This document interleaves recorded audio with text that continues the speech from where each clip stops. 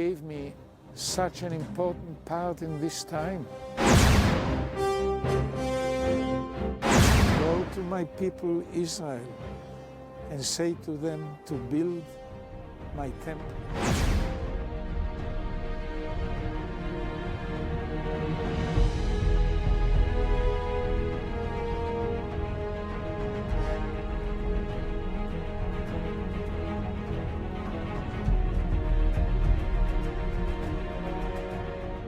Ja, es ist sehr bedrückend und sehr schlimm, was Martin Luther hier formuliert.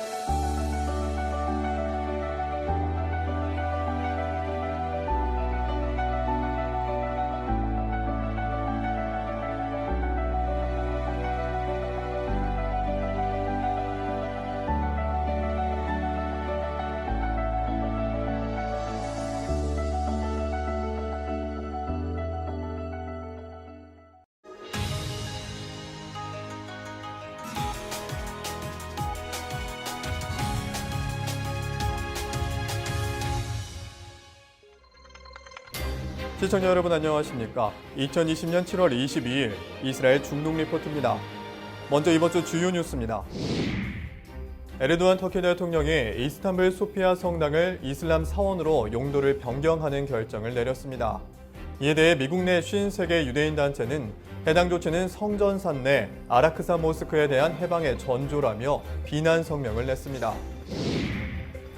이스라엘 정부가 그리스와 키프로스와 맺은 지중해 해상 가스관 프로젝트에 대한 3차 협정을 비준했습니다.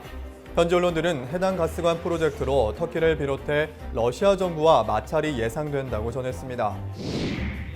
이스라엘과 이란의 사이버전 공방이 계속되고 있습니다. 이번에는 이란이 이스라엘 용수 펌프와 이스라엘 중심부에 있는 수자원 기반 시설을 공격한 것으로 알려졌습니다. 이스라엘 중동 리포트 지금 시작합니다.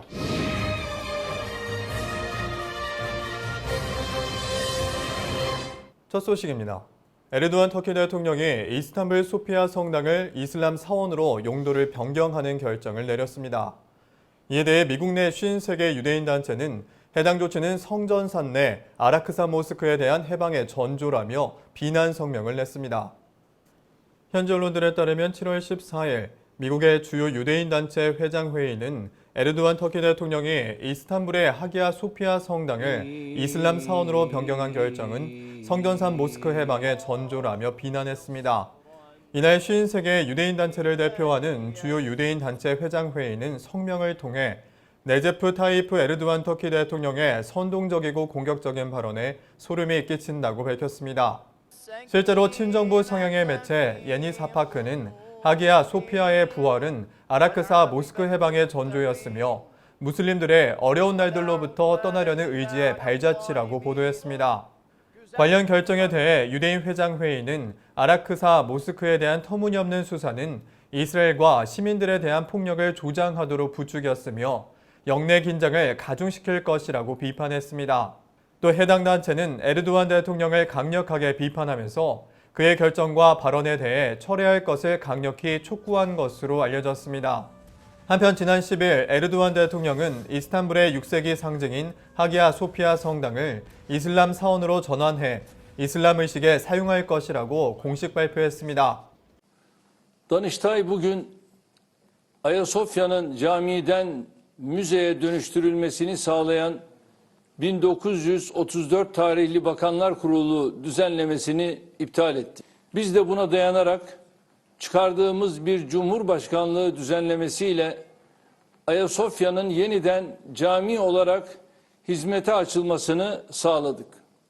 Böylece Ayasofya 86 yıl aradan sonra yeniden Fatih Sultan Mehmet Han'ın vakfiyesinde belirttiği şekilde cami olarak hizmet vermeye başlayabilecektir. Hazırlıkları süratle tamamlayarak 24 Temmuz 2020 Cuma günü Cuma namazı ile birlikte Ayasofya'yı ibadete açmayı planlıyoruz.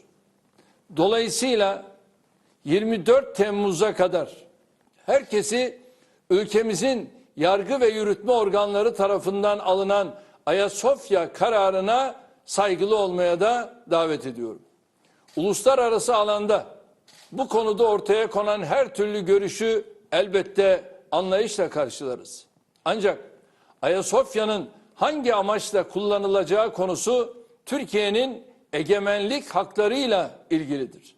보도에 따르면 에르도안 대통령의 이번 결정은 터키 고등법원이 1934년 당시 소피아 성당을 박물관으로 변모시킨 결정을 무효화한 지 몇 시간 후에 나온 것으로 알려졌습니다. 또 해당 결정의 배경에는 터키 고등행정법원이 한 종교단체가 제기한 탄원서에 무게를 실어 과거 터키 내각의 결정을 무효화했다고 현지 언론들이 보도했습니다. 친이슬람 성향으로 추정되는 해당 단체는 탄원서를 통해 1934년 세속주의 정부에 의한 결정에 합법성의 의의를 제기했고 해당 건물은 오스만 술탄 메흐메트 2세의 개인 재산이라고 주장한 것으로 전해졌습니다. 이번 결정에 대해 종교회의 대표격으로 여겨지는 에큐메니컬 총대주교 바르톨로뮤 1세는 해당 건물이 모스크로 전환되면 전 세계 수백만 명의 기독교인들이 이슬람에 대항할 것이라고 경고했습니다. 또 러시아 정교회 키릴 총대주교도 소피아 성당의 중립적인 지위 보존을 요구하면서 러시아는 국민 대다수가 정교회를 믿고 있다며 해당 결정이 국민들의 매우 큰 고통을 줄 것이라고 밝혔습니다. 마이크 폼페이오 미 국무장관도 지난달 해당 역사적 건물은 신앙과 문화의 다리 역할을 하기 때문에 박물관으로 남아야 한다고 밝혔고 이에 대해 터키 외무부는 주권 문제라며 대응한 바 있습니다. İspanya'da da cami olarak inşa edilmiş, daha sonra kiliseye çevrilmiş eserler var. Şimdi biz de İspanya'ya bunları tekrar camiye çevir, sizi kınıyoruz mu demememiz lazım. Bunun karşılığı o. Kaldı ki bu Türkiye'nin egemenlik haklarını ilgilendiren bir konu. Yani tarihine geçecek değilim. 이스라엘 정부가 그리스와 키프로스와 맺은 지중해 해상 가스관 프로젝트에 대한 3차 협정을 비준했습니다. 현지 언론들은 해당 가스관 프로젝트로 터키를 비롯해 러시아 정부와 마찰이 예상된다고 전했습니다.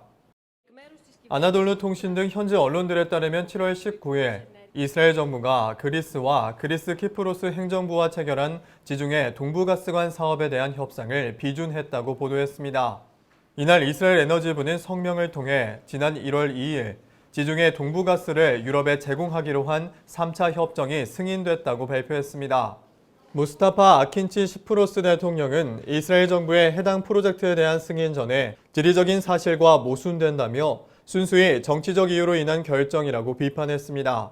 한편 이스라엘이 그리스와 키프로스와 함께 이스라엘 지중해 해상가스전에서 유럽까지 이어지는 1900km 길이의 해저가스관 프로젝트인 이스트메드는 2025년까지 완료할 계획인 것으로 알려졌습니다. 해당 사업은 기존 가스 공급량의 3분의 1을 러시아로부터 공급받고 있는 유럽연합의 에너지 의존도 위협을 낮출 수 있어 계획 초기부터 유럽과 미국의 적극적인 지지와 투자를 통해 시작됐습니다. 특히 2015년부터 2018년까지 유럽위원회는 해당 프로젝트에 대한 기술적, 경제적, 환경적인 연구를 완료하기 위해 3,890만 달러 이상을 제공한 것으로 알려졌습니다. 하지만 일각에서는 터키와 리비아가 맺은 해양 관할권에 대한 최근 합의가 이스트메드 노선을 배제하고 있기 때문에 관련국들 간의 분쟁이 생길 수 있다고 분석했습니다. 실제로 양국이 맺은 합의는 유엔 해법 협약을 고려한 국제법에 일치하며 어떠한 위반 조치도 국제법과 서명국의 권리를 침해한다고 봤습니다. 또 전문가들에 따르면 해당 프로젝트가 완료되면 러시아 정부가 유럽연합에 대한 천연가스 수출량이 줄어들어 이스라엘과 러시아 간의 분쟁이 생길 수 있다고 분석했습니다. 이에 대해 데일리 사바흐는 러시아는 이미 노스스트림과 투르크 스트림이 거의 완성돼 대유럽 연합 수출량이 17%가량 증가할 것이지만 이스트메드 사업으로 수출량의 5% 내외로 줄어들 것으로 봤습니다. 이스라엘과 이란의 사이버전 공방이 계속되고 있습니다. 이번에는 이란이 이스라엘 용수 펌프와 이스라엘 중심부에 있는 수자원 기반 시설을 공격한 것으로 알려졌습니다. YNN 뉴스 등 현지 언론들에 따르면 7월 17일 지난 몇 주 동안 이스라엘 수자원 기반 시설에 대한 사이버 공격이 2차례 발생했지만 공격에 따른 피해는 보고되지 않았다고 보도했습니다.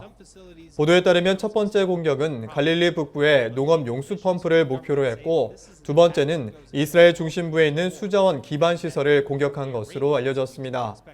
수자원청은 성명을 내고 해당 사이버 공격에 대해 지역 주민들이 농업용 배수 시설에 대해 즉각적이고 독립적으로 수리했기 때문에 실제 효과나 어떤 피해도 발생하지 않았다고 설명했습니다. 또 서방 정보당국자들과 이스라엘 관리들은 이란 정권이 이번 사이버 공격 사실을 숨기기 위해 미국과 유럽 서버를 통해 펌프를 작동시키는 소프트웨어를 해킹했다고 설명했습니다. 이에 대해 한 이란 관리는 이란은 이스라엘 민간인을 독살시키려는 정치적인 여유가 없고 만약 이란이 실제 공격했다 하더라도 이스라엘의 적절한 대응은 어디에 있냐라며 관련 의혹을 일축했습니다. 이날 수자원청 관계자들은 용수 펌프에 대한 공격 배후는 밝히지 않았지만 지난 4월 이란이 이스라엘 상수도 시설에 대한 공격 이후 양측 간의 사이버 전쟁이 계속되는 가운데 발생했다고 밝혔습니다. 당시 이란은 이스라엘 상수도 시스템을 해킹해 일반 가정으로 공급되는 물의 염소 수치를 높이는 시도를 했지만 당시 근무 중인 관계자가 이상을 감지하고 시스템을 수동으로 전환해 참사를 막은 바 있습니다. 이런 가운데 7월 15일 이란 남부 부쉐르 항구 조선소에서 최소 7척에 배에서 원인 불명의 화재가 발생했다고 이란 국영방송이 보도했습니다. 이란 위기관리기구의 국장은 이날 이르나 통신과의 인터뷰에서 화재가 진압됐으며 사상자는 보고되지 않았다고 밝혔습니다. 또 이란 정권의 한 관리도 이란 항구는 보통 혼돈과 혼란스러운 일이 발생한다며 이스라엘의 사이버 공격 사실을 인정하지 않았습니다. 타임스 오브 이스라엘에 따르면 18일에도 이란 남부 아바즈 지역 송유관이 폭발했는데 해당 폭발은 이란에서 발생한 일련의 폭발 중에 가장 최근에 발생했다고 보도했습니다. 보도에 따르면 해당 폭발로 인한 인명피해는 전해지지 않은 것으로 알려졌습니다. 한편 이스라엘의 사이버 공격으로 이란 전역에서 원인 불명의 폭발과 화재가 계속되고 있는 가운데 이스라엘 관리들과 이란 정부 관계자 모두 이스라엘 배후설에 대해 부인하고 있습니다. 예루살렘과 텔아비브에서 수천 명의 시민들이 네타냐후 총리의 퇴진과 정부의 코로나19 정책 개선을 요구하며 연일 대규모 시위를 이어가고 있습니다. 18일 벌어진 시위는 대규모 시위로는 4번째이며 이 과정에서 예루살렘에서는 시민 15명이, 텔아비브에서는 13명이 체포됐습니다. 이스라엘 하염 등 현지 언론들에 따르면 7월 18일 시위대 수천 명이 네타냐후 총리의 관저 앞에 모여 퇴진을 촉구하는 시위를 벌였다고 보도했습니다. 보도에 따르면 이번 시위는 정부의 코로나19 대처 미숙과 네타냐후 총리의 부패 혐의로 인한 시민들의 분노가 표출된 것으로 전해졌습니다. 같은 날 텔아비브에서도 시위대 수천 명이 경찰과 충돌했으며 경찰은 이를 해산시키기 위해 물대포와 최루탄을 쏘며 대응했습니다. 또 경찰을 향해 폭력을 휘두른 시민 28명이 현장에서 체포됐다고 이스라엘 경찰은 밝혔습니다. 타임스 오브 이스라엘은 이날 시위대의 대다수가 10대에서 30대에 이르는 젊은 층으로 구성되었으며 시위대에는 많은 수의 실업자와 자영업자, 사업주도 포함됐다고 보도했습니다. 또 이날 10대와 20대 시위대들은 네타냐후 총리가 집권하지 않은 정부를 한 번도 경험해 본 적이 없다며 네타냐후 총리의 장기 집권과 부패 혐의 등에 지쳤다고 목소리를 높였습니다. 시위대에 참여한 시민들은 모두 마스크를 착용했으나 사회적 거리를 두지 않아 코로나19 보건수칙을 부분적으로 준수했다고 현지 언론들은 밝혔습니다. 이에 따라 18일 텔아비브에서 벌어진 시위에서 최소 1명의 확진자가 발생했고 방역을 위해 대규모 집회를 제한해야 한다는 우려의 목소리가 커지고 있습니다. 미키 조아르 리쿠드당 의원은 안전지침을 지키기 위해 많은 사업체는 폐쇄하면서 코로나19 위험에 노출하게 하는 대규모 시위를 허용하는 것은 불합리한 일이라고 밝혔습니다. 한편 코로나19로 인해 이스라엘의 실업률은 25%까지 치달았고 지난 주말 취해진 강력한 봉쇄 조치로 인해 시민들의 불만은 쉽게 사그러지지 않을 것이라고 현지 언론들은 예상했습니다. 오늘 저희가 준비한 소식은 여기까지입니다. 시청해주신 여러분 고맙습니다.